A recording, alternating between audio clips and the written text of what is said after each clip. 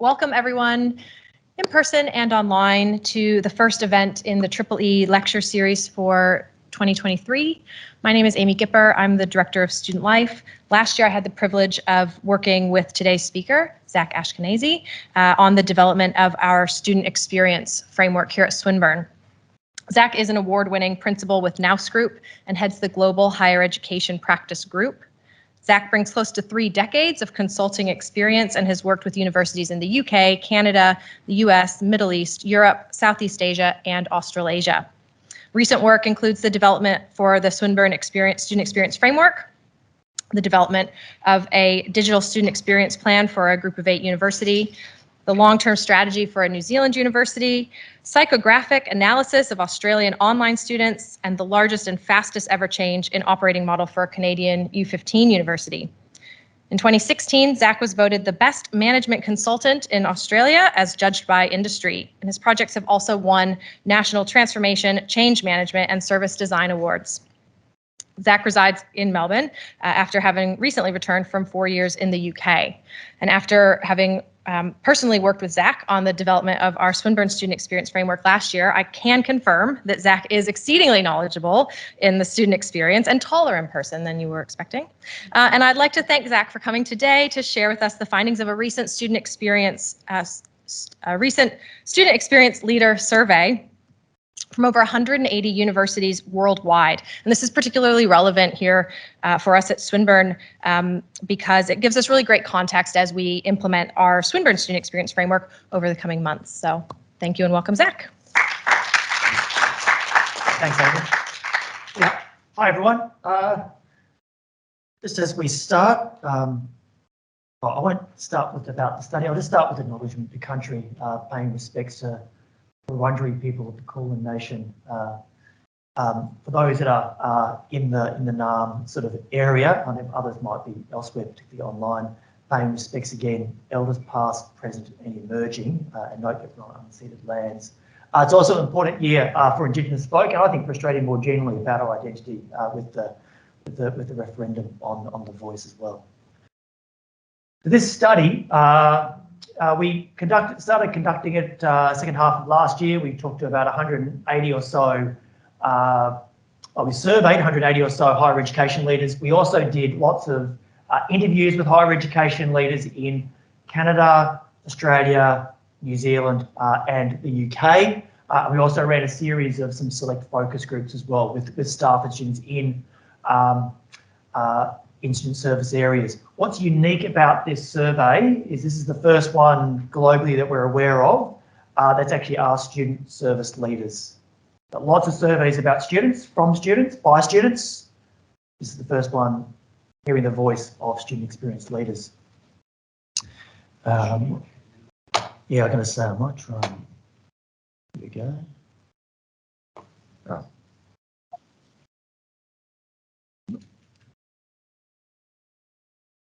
Okay, so a bit of a brief introduction, and then I'll talk about the themes of the research. So the first thing is to say most universities rate themselves pretty well when it came to student experience, whether you're, regardless of jurisdiction here, generally about over 80% if you look at those. You sort of add up the subject to your colour blindness, you can add up the orange and the dark blue, it's around 80% or so, saying, hey, we do a pretty good job.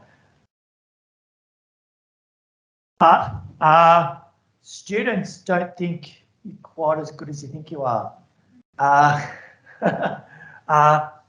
So here, just again, just some stats from different jurisdictions. So you'll see down on the potentially right-hand side or left-hand side, I'm not quite sure, left-hand side. We talk about first-year experience in Canada, maybe not being quite as great. 65% are pretty good, but still 35% saying maybe not as good as I thought it was. Australia's around the 70% think it's pretty good. There's still 30% that say, hey, maybe not quite meeting my expectations. And the UK are, again, around that sort of 76% in terms of are you satisfied with the quality of the course, but 51% basically pretty mixed feelings about their overall experience. So that includes in-curricular, co-curricular and extracurricular. If you start, from the survey, as we start to dig down into the data, it's starting to be a bit more interesting. So confidence mainly rests, don't use that in my hand, confidence mainly rests more with smaller institutions. Now we're talking sort of less than 3,000 students. Whereas the larger institutions, larger than 20,000 students, again, Swinburne, about 40,000 students, are slightly less confident about the overall experience. Interestingly enough, though, what larger institutions were more confident with was the notion of a traditional undergraduate school leaver.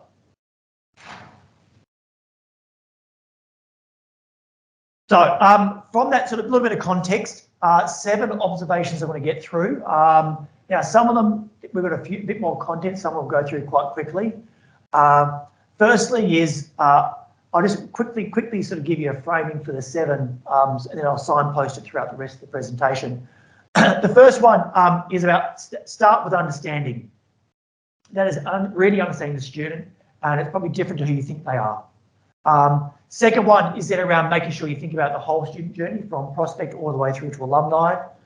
3, big thing that came out from the survey was the importance of technology. 4 was about initiatives being right place, right time. 5 is around careful use of third parties. Astute use of third parties, if not increased use of third parties. And we'll talk a little about that a little bit later on. 6, I'll use my other hand now, is the shift towards the actual operating model being more consolidated. It says centralised there, but consolidated is a better word. And there's some interesting correlation analysis we did on satisfaction versus how consolidated the model is. And then 7 is around the capability and culture required. Now, some of these things you'll probably be quite aware of already or support your intuition, but there are some fun facts and figures through this as well. And throughout, I've also got some case studies from other institutions just to give context as well. Right. So, Australian landscape, it's changed. Now, this is the last, I'd call it the last decade or so. So, significant increase over that time from people from low SES backgrounds, big increase in people at least identifying that they're disabled. Increase, maybe not quite as big increase, but still an increase from students from rural and remote backgrounds, as well as then much greater representation of Indigenous folk, though we've still got a long way to go. And in the blue down below, you'll see again over that period 50% increase in the number of international students as well. Quite a shifting landscape for who today's student is. Swinburne again, with the work with the student experience framework, you've got an older cohort, often working part-time. There's a female overlay to that as well.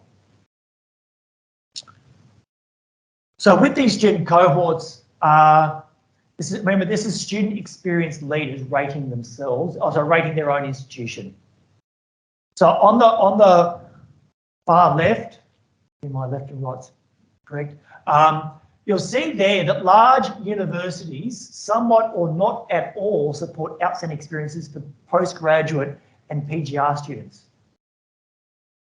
Interesting, if you think about Australia, where you've got a lot of research-intensive universities, they may not be doing a great job with their postgraduate mix. PGR, though, I'm not surprised. Universities globally that we've worked with struggle. The lack of a cohort experience with PGR students is a real challenge. And the underlying operating model for a lot of universities for PGR students is maybe could be better. In the middle, you've got there, like, how do we deal with diverse cohorts? Somewhat, that's what people are saying. And then online delivery is actually quite distinct. So the large universities don't think we're actually doing that good a job at all. Whereas the smaller institutions are saying we're doing a better job. We think the reason for that is, again, less layers of management and the much more acute and awareness of the student walking past them in terms of how it impacts their institution. Again, everyone cares, but seemingly the smaller institutions care a bit more. So part of understanding the student Yes, you can go out and look at them and hang out with them, but data analytics is really becoming increasingly important. Again, what's interesting here is that smaller institutions seem to have a better grasp on the data side to inform their decisions around a better student experience. Larger institutions some are doing okay, sure, 13% plus 27%, that's about 40%, but you still got 60% saying somewhat. They don't have a handle of the data to inform better student experience. Now, when we talk about the data, there's been an interesting shift. So you've got your demographics, and I outlined the demographics at the start, low SES, Indigenous, people with a disability, they're all demographic breakups. What's happening is a shift from demographics to psychosocial segmentation. We are actually looking at different lifestyle factors, not just, what colour your skin is or, how you identify in terms of gender. All those sort of more classic sort of demographic factors. And so psychographic does talk to things like how climate conscious you are, how adventurous you are, what type of holiday would you like to go on, what's your level of risk, what's your risk appetite, so a whole bunch of lifestyle factors. Now there's different models around the place, and it does get used a bit in the US. Those charts down the bottom, that's the first significant attempt for online students in Australia. There are six statistically significant consumer segments for online learning in Australia. And in our analysis, a lot of online learning is targeted towards females in their mid-30s working part-time. Turns out there's a whole bunch of other segments that we're missing out. So our marketing is biased towards our historical understanding of who the online market is. This analysis actually showed through psychosocial segmentation. There's a whole other market that's been untapped at the moment. The one at the top is actually undergraduate on-campus students. So with all this though, and understanding the student as a whole, it then comes co-design. That chart on the right-hand side about what approaches have been most effective, you'll see that a couple of times in this presentation. But down at number 4, still with 44%, so still not too bad, is what approaches have been most effective, co-design. But then on the right-hand side of the chart, very few are actually doing proper co-design and delivery experiences.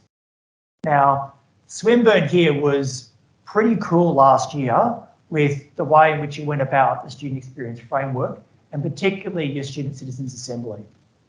That really was a standout example of co-design in practice. Can you do more? Definitely. Does it take a lot of effort? Absolutely, and we'll talk about that shortly. Part of it as well is it doesn't happen by just clicking your fingers.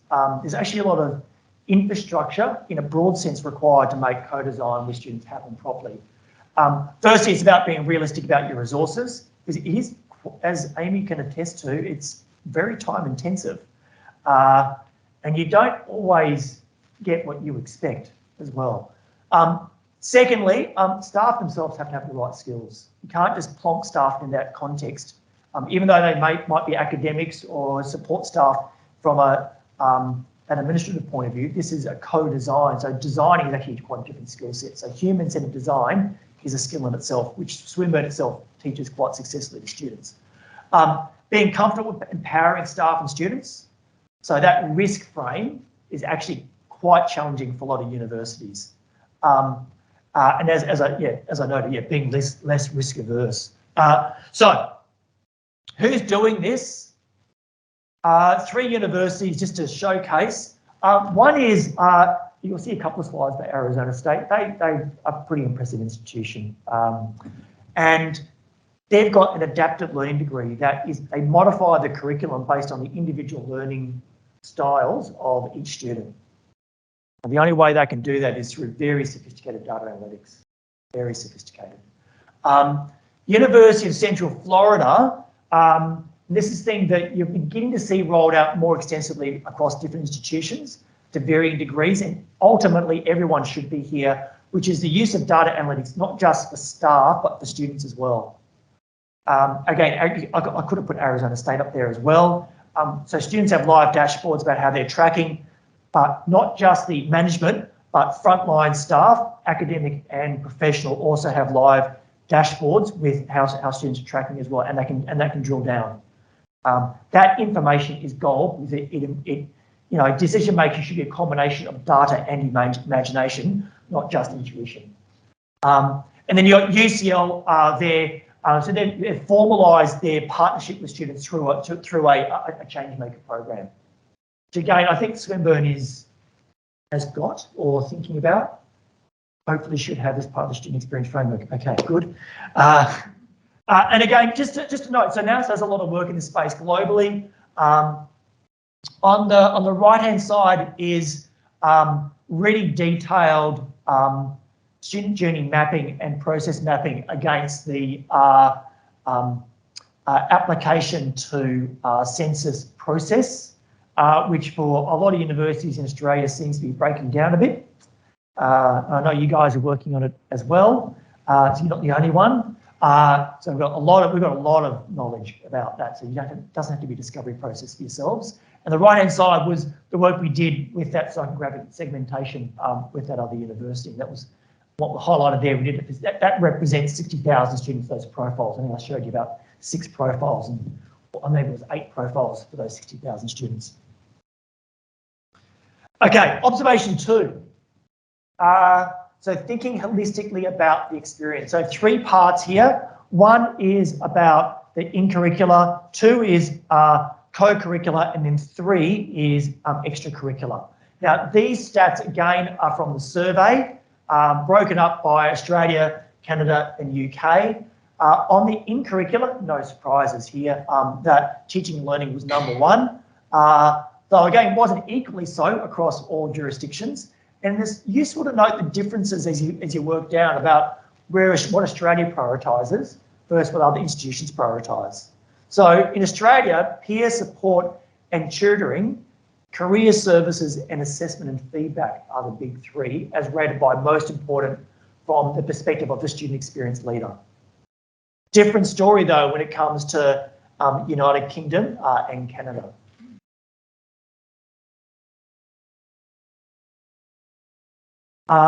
Then when it comes to the student support services, again, all those student experience surveys, from hearing the voice of students, no surprises that health and wellbeing is #1. But again, you can understand to some extent why financial assistance is important, particularly the cost of living pressures. Surprising though that whilst overall international student services is #3, Australia not as high. May have been a little bit of a COVID flow over effect, given the timing of the survey. But again, equally, the clubs and society is #4, so it just shows you how where student service leaders view the importance of these services.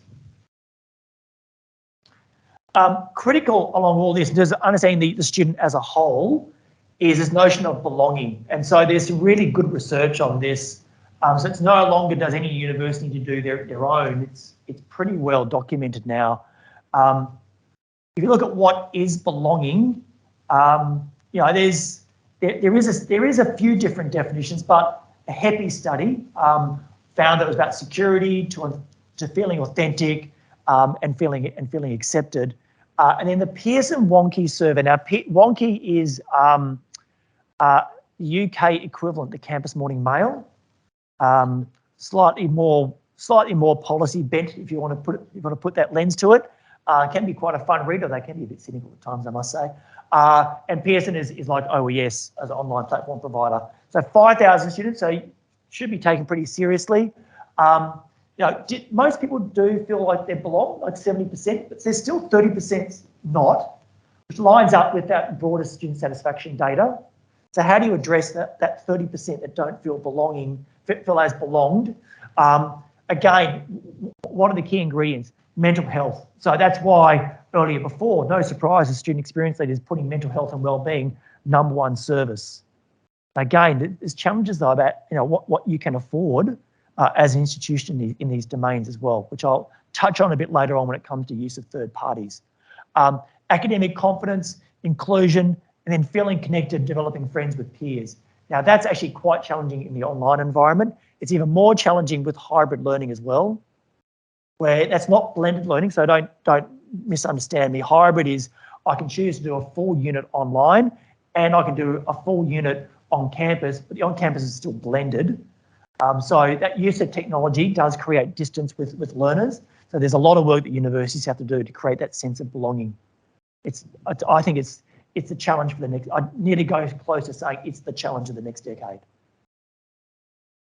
And remembering students themselves, this already, they don't really differentiate, between who does what in different organisational structures in an institution. For them, I'm at a university. So again, yesterday we released the CEO survey. We do a global CEO survey for universities, and key message there was the need for reforms to be done in a joined up manner between academics and professional staff. Again, same is true here. Again, a bit on the administrative services. Again, the Canadians are really into assessment and examinations. It appears. The United Kingdom a bit more, and Australia a bit more though into orientation and induction, really nailing that initial experience. And then from there, enrolments, progression, assessment and examinations. Again, I've done some work recently for a Australian university on the enrolment process. Geez, people make it hard. It's a combination of the process is convoluted for reasons that are not quite clear, but also the course rules themselves, to a point where actually the academics themselves actually don't know their own course rules. So I think there's a lot of work that being done to clean that up, a lot of work. How to measure, again, what's interesting here is the smaller institutions have more formal mechanisms to measure student experience compared to larger ones. A quite stark difference. The larger ones, that's sort of the darker orange colour, we either informally measure or rely upon external benchmarks, whereas the smaller institutions typically use much more formal benchmarks internally. 3 universities to give you an example of doing this: LSE in London School of Economics. So they've got a higher education data architecture dashboard. Worth checking that out. Again, it gives them real-time information about student success. University of Glasgow, up there with the prettiest campus in the world. It's Hogwarts, sort of Hogwarts-esque. They've got feedback kiosks around campus. And then work that I did with the University of Alberta is we put in a comprehensive student experience framework with KPIs to sit below that. It's used from frontline staff all the way up to a cross-functional executive governance board oversighting their student experience. There's a bit of sophistication being put into this by a number of universities. As I said, Nous has done quite a bit of work in this space. It does take a bit of effort to work through. There are some things which are quite tricky to measure as well. So you're going to make judgment calls on what is realistic and what's not, and what level of fidelity that you're prepared to operate with. But it's very important. You can't, the cliche, you can't manage what you can't measure. Okay, technology.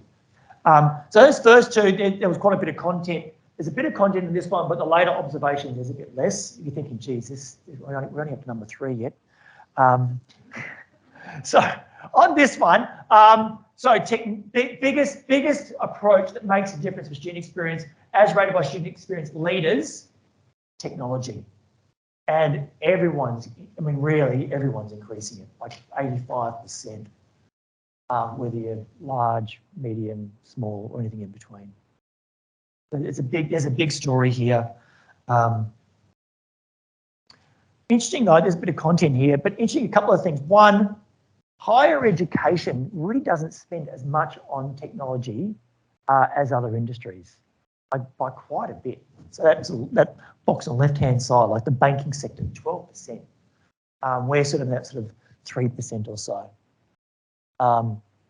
But what do the student experience seat leaders say they want? It's not what the consultant said. This is not like management talk. This is what student experience said themselves was, we want more integrated systems, greater self-service, and tailoring the services to individual needs. Interestingly enough, when we analysed the data, there was a positive correlation between student self-service systems and overall rated experience in universities. Now, don't misconstrue what I'm saying here, which is that self-servicing solves everything. Absolutely not. But what it does do is get rid of a whole bunch of transactional activity so you can concentrate on the more complex student situations. Plus, you've also only got finite resources, and you think about the complexity of health and well-being. Using your resources prudently is incredibly important. So that those integrated self-service models for all students, and we've found, I've worked with more than one university where they go, yeah, we've got a student contact centre, blah, blah, blah, blah, blah. I'm going, yep, and is it for all students? Oh, no, just for undergrads. Okay, that works well for some, not all. On the other part of technology is automation. Can at times feel a bit scary, but reality is it's very empowering. It allows us as humans to do more valuable work, the human side of the work, not the transactional, stamping of pieces of paper that come to a factory. And so, again, as rated by student experience leaders, process automation was the big ticket item there. Notwithstanding what I said before about fully integrated service platforms, student self-servicing, and case management approach. All of that is actually wrapped up in the operating model, in a contemporary student service operating model. But again, on the left-hand side, you'll see these are real examples of what people are doing when it comes to process automation. So there's a lot of automation going into admissions because it's basically all rules-based. Pre-filling forms, marketing automation to tailored communication. But again, only if you've done the work beforehand. That's where the psychosocial analysis comes in, rather than people, like we heard even through the student experience survey, like students got bombarded here with a lot of comms. Actually want the comms, but they don't want to be bombarded by the comms. So your sophistication to tailor that in a ultra personal way is really the challenge. Easy to say, hard to do. And then automating requests for things like transcripts, will, and other learning certificates.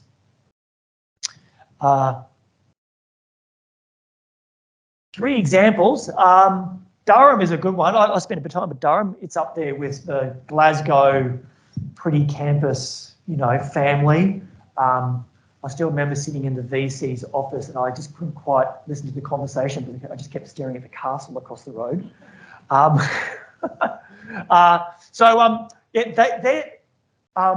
There are college-based university, so residential colleges. They were struggling with a really manual admission system and they put in a bot. And you can check it out. Just literally type in Holly Admission, Durham University. And there's actually quite a nice case study about it. They were able to deal with an incredible amount of transactional ad hoc queries coming in and allowed their admission staff to focus on the more important engagements with prospective students. Sonder, anyone come across Sonder?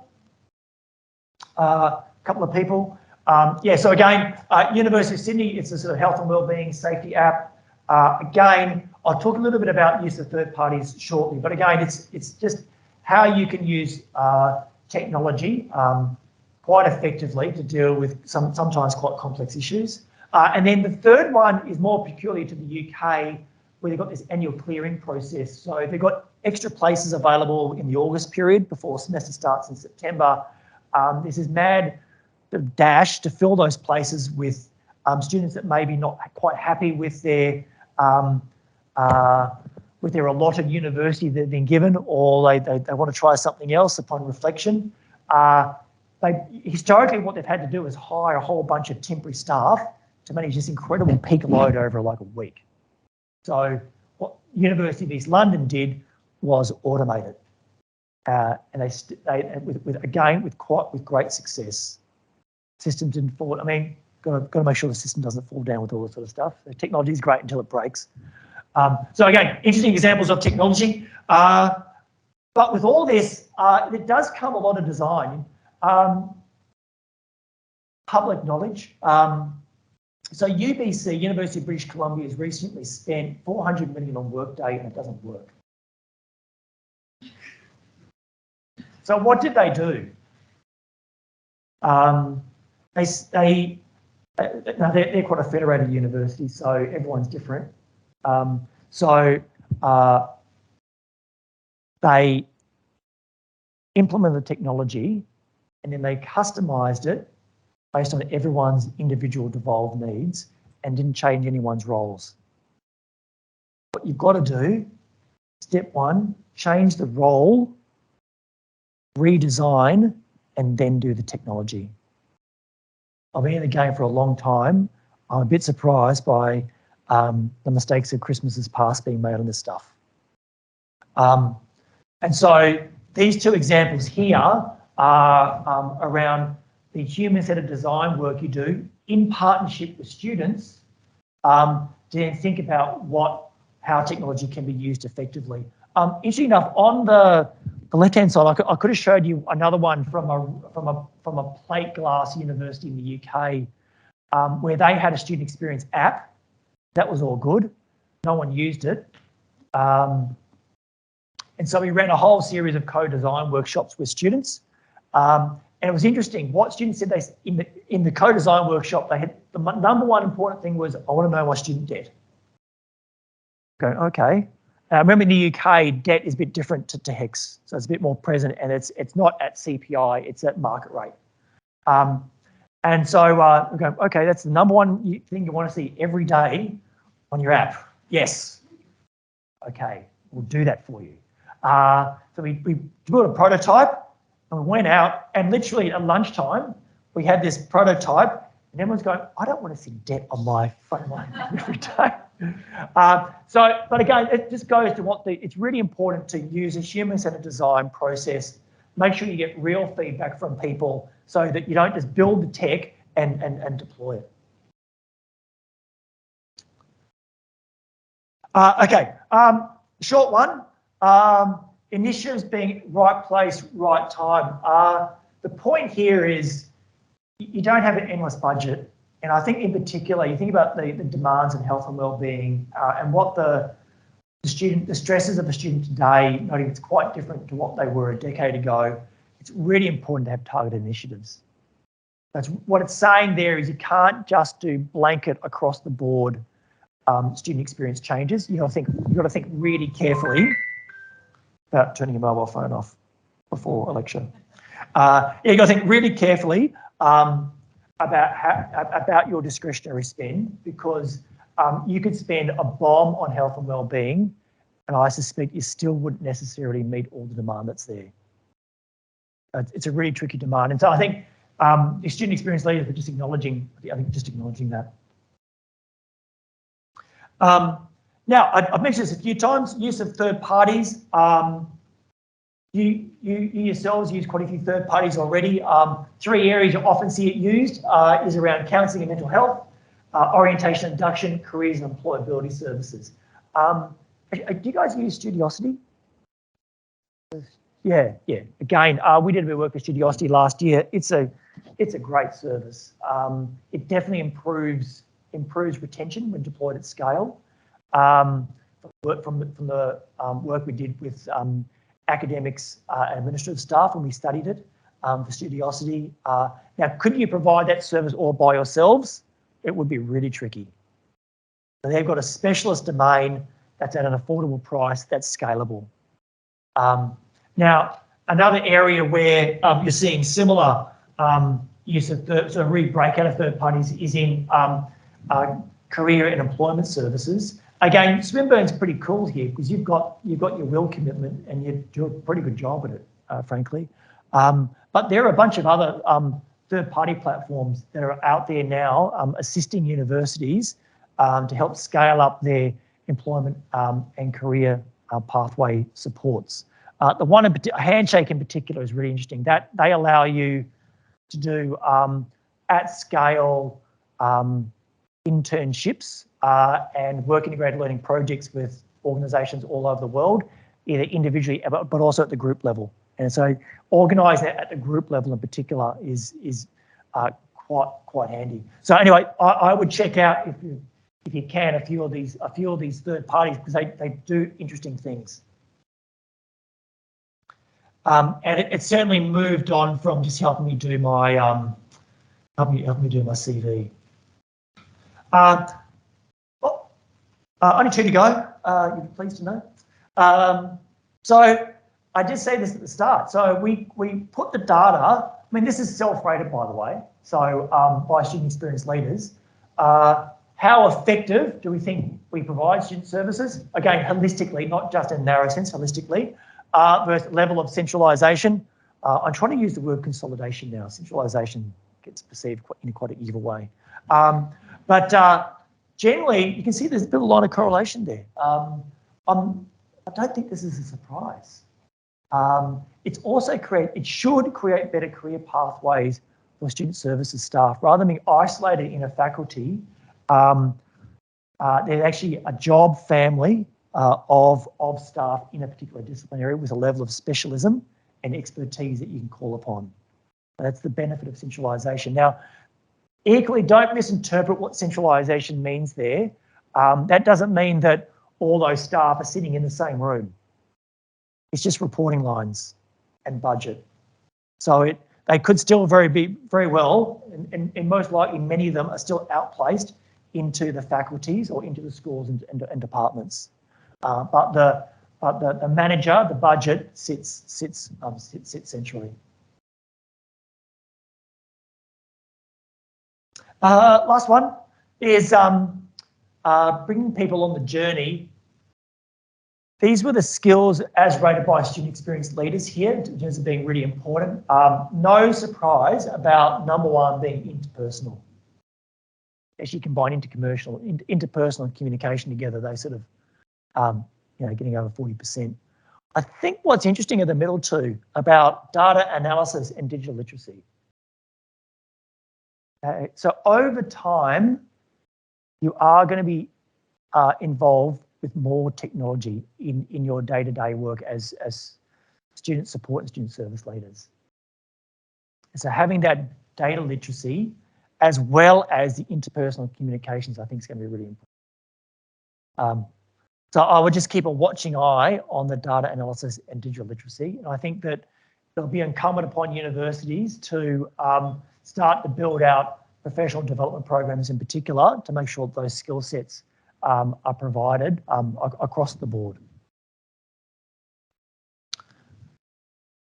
Again, just some examples just to finish off with. So I'll just highlight a couple. So University of Birmingham, did quite a bit of work for them. They've got a fabulous higher education futures institute. A lot of their work's public, so it's very easy to access. You can even see one of my keynotes there, which is sort of slightly embarrassing.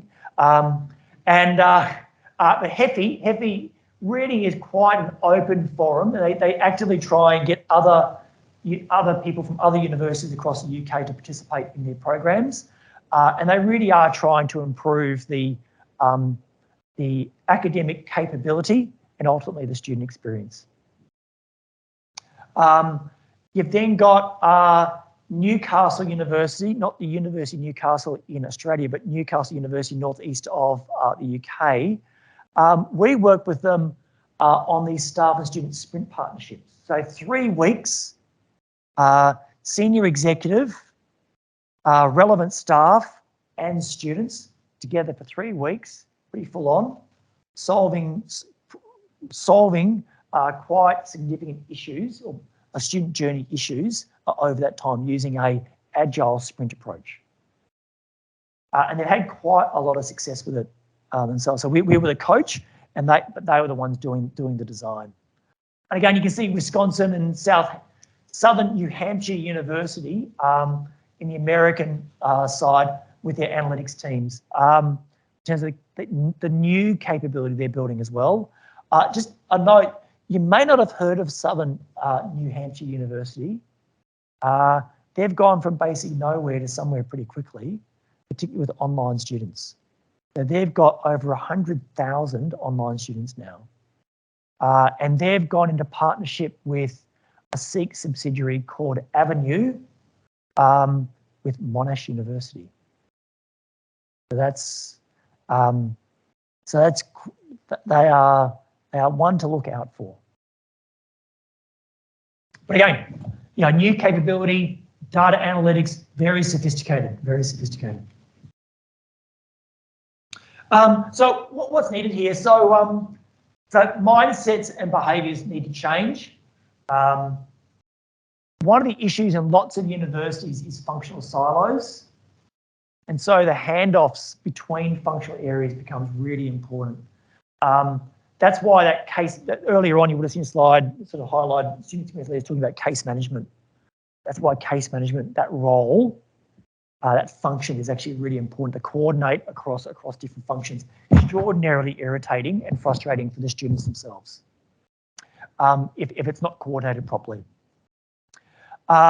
Empowering staff to test new ideas and approaches.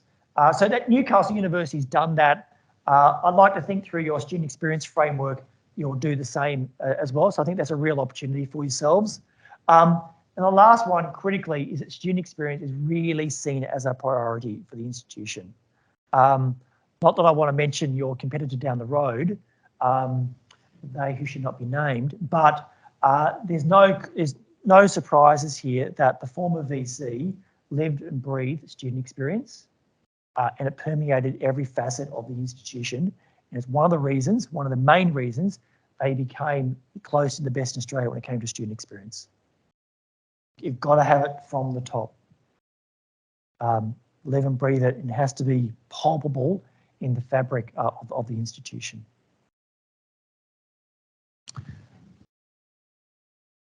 There you go. Thank you. Questions?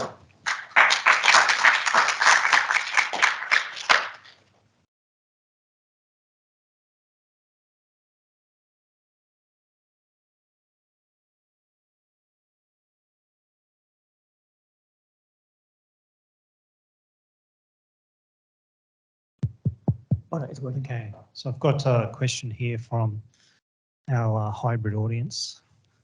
So with belonging, was there a sense of whether the greater need was for undergrads or postgrads? Actually, good question. I can't remember exactly. I would assume for both. I would make an assumption for both. I think an issue is often we build our infrastructure for student supports around the undergraduate experience as an initial bias. I would like to think you do it for both. Thank you. Any other questions? There are. It's goes back to one of the first slides. I was just wondering at what stage are people talking about student satisfaction? You said there were surveys indicating whether or not students were satisfied with the satisfaction result. Is that done at the end of the course, or is it done at the beginning or the middle? Are they students that have already graduated? Yeah, it's a bit mixed. I mean, I guess the main two we look at we've got the quilt in Australia, which is, what's that, third year undergraduate, first year and third year. And then you got the NSS, which is similar-ish in the UK. They're not bad proxies. In the UK, it's much more transparent and visible, though, the NSS score of the university, and much more heavily promoted. I think the big issue in Australia is it's buried. I don't know why it's buried, but it's buried. But that's only, so those stats I showed, yeah, were those sort of either quilt NSS or equivalent. And as I said before, some universities really just rely upon those external benchmarks. I think you've got to go a step beyond that and complement them on a more regular basis with student experience data with more points along the student journey. I think they're just a bit narrow and they're not frequent enough. Got our next question. Thanks, Zach. That's fascinating and really helpful. I'm going to ask an unfair question at one level because you're talking about what the student leaders, the student services leaders think. How does that compare with, on the one hand, what students think, and on the other, with what university leaders think? I'll answer the second part first. So with the student experience, with the leaders we did, that included senior academic leaders as well. It didn't include COOs. It didn't include VCs, but it did include DVCAs, provosts, as well as heads of student services or student success, however you define it. So that, to that extent, it was quite broad. How does this marry up? Well, I think two elements. One, I think that universities probably think they provide a better student experience than what they're actually delivering compared to what students are saying in terms of the overall numbers. And I said, I think there's a bit of a disconnect there. It is hard. So I'm not saying it's easy, but I think there is a bit of a disconnect.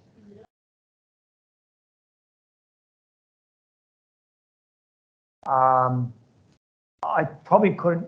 I could only talk in generalisations at the moment. I probably can't. So I have to qualify what I'm saying a little bit. But what I would say though is universities have heard, the voice of the student, particularly about what some of the priorities really are, particularly health and well-being, and that's why it's represented quite well in terms of a priority area for universities in the data as well. So I don't think there's not a massive mismatch, but there's just a little bit of one.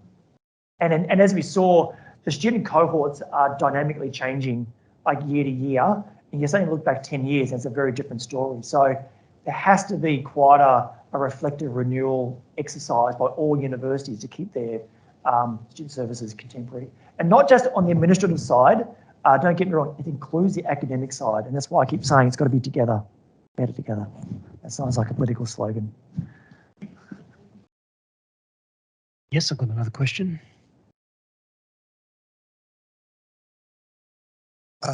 Thanks, Zach. I'm going to do an academic thing and ask a multi-part question. Firstly, for the student or for the mental wellbeing data, did you notice an escalation from 20 to 22? And did you break it down by COVID-affected states, e.g. Victoria versus none? And second part is self-service technology failure leads to frustration. Yeah. I can cite a whole bunch of articles on that, but how do we address that? Two good questions. So the first one, this survey didn't look at multi-year. It was only really done the latter third of 2022. So next time we do it, we'll start to have some longitudinal data. Interesting though, your question about Victoria. So I came back to Australia January last year, and particularly to Melbourne, I had not quite appreciated the level of trauma that was palpable in society. Like, people were broken.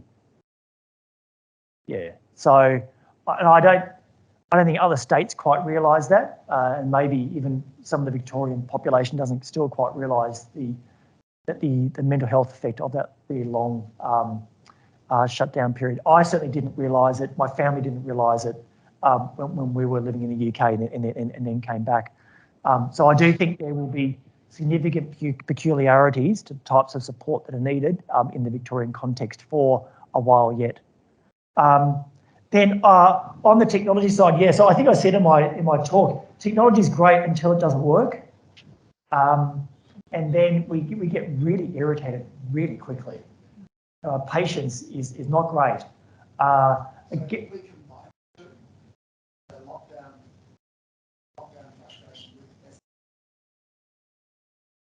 Yeah, so what I would be doing, as I said before, I do think though, it's a change management process.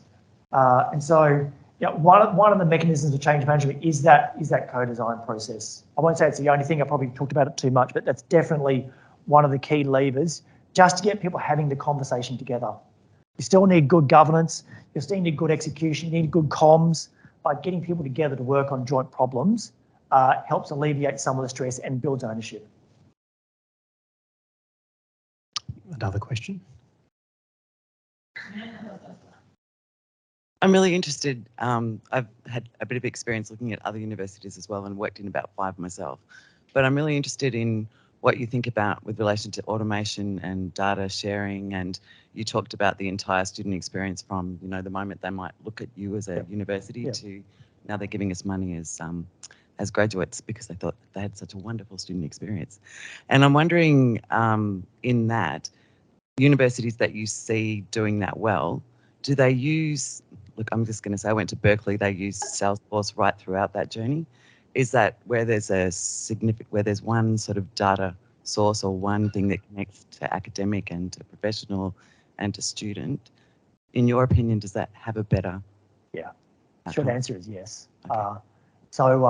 There are some, so that example you've given, so the end-to-end student experience increasingly need a CRM layer, it's end-to-end, and the alumni function doesn't get to choose their own software.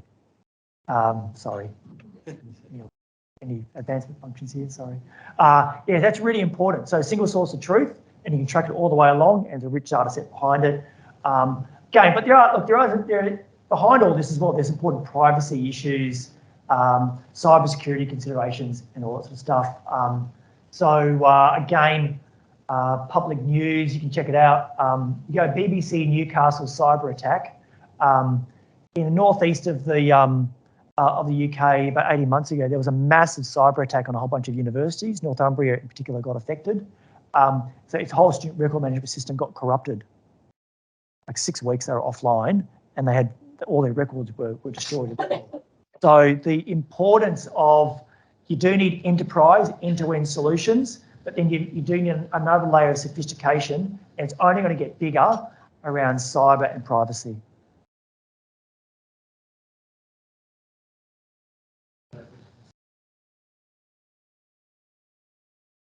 I know you referenced that universities don't spend enough on technology as a whole. Is there any great examples of technology that was used at any of the universities specifically around extracurricular that were called out? Yeah.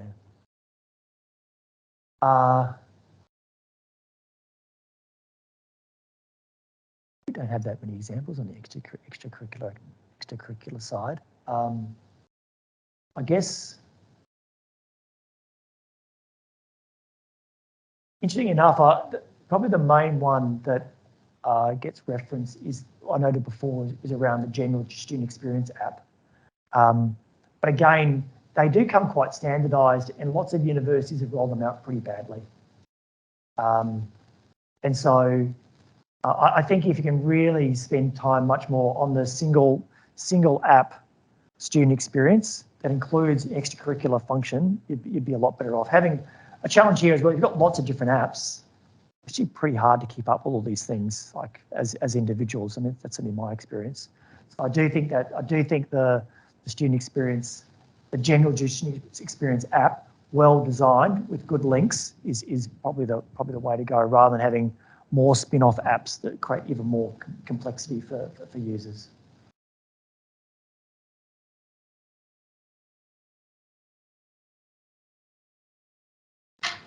I think that wraps it up in terms of, oh, sorry, one more question.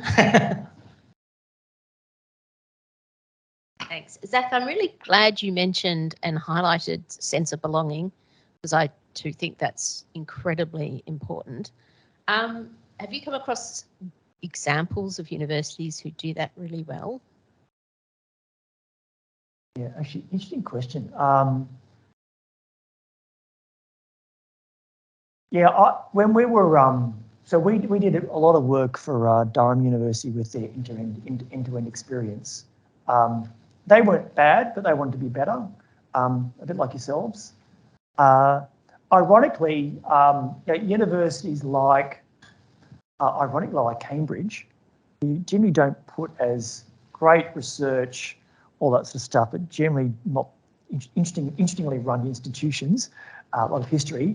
But as an example, they really actively involve their alumni in the prospective student experience. And students that accepted applications, they would get their alumni to host barbecues and lunches and that sort of stuff, so that those students from the get-go instantly feel like they're part of a select group. So I do think there are pockets around the world of really great experience. Again, it's equally, I don't have the name, so apologies, but those smaller institutions, they build really good cohort experiences around sort of groups around 20 or 30 students, and they sort of stay together over the journey. So that design and principle is probably the key to that notion of belonging. Even some of the MBA programs globally, because they sort of sometimes viewed as sort of premier, they put a bit more investment in student supports. They too put a lot more effort around the cohort experience. Notwithstanding MBAs are struggling a bit in terms of enrolments these days, but they're still big. But those MBA programs put a lot of effort around the cohort experience. Yeah, no, thanks. They're helpful patients. Okay. Last question. Any data on the staff experience and how that then impacts the student experience? Yeah, not in this survey, but I have talked about this before. So no surprise, happy, engaged, skilled staff equals happy student. Surprise, surprise. Now, and I do say there's other parts. So it's not just, you can be a happy staff member and not really care about anyone. So you've got to be happy, engaged, and skilled. That creates and there's actually really good, studies on this, not necessarily in higher education, but in other sectors where they've looked at different locations and they've been monitoring the culture of those different physical locations, and the locations that have higher staff satisfaction scores actually have produced better results for that organisation. And in fact, they went a step further in the private sector in the US, and they measured student satisfaction in S&P listed companies, and the ones that had better culture outperformed their contemporaries on the S&P index as well. So does that relate to higher education? Sort of, not really, but the principle definitely does. Happy, engaged, and skilled definitely delivers a better student experience. Okay, thank you very much, Zach, for the presentation. I've seen some comments online and saying awesome, very, very enlightening. So on behalf of Triple E Portfolio, thank you for coming today and presenting. No problem. Thank you. Thanks, everyone.